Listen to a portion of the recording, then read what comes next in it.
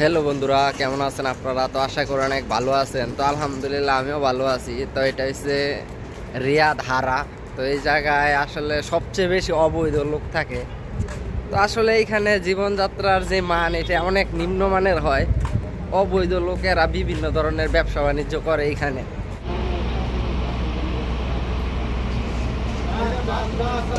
প্রতিদিনই সিআইডি বলদিয়ার হামলা, যারে যায় যে সময় পায় তারই তুলে নেওয়া যায় আর সফর জালের মাধ্যমে বাংলাদেশে পাঠায় দেয়।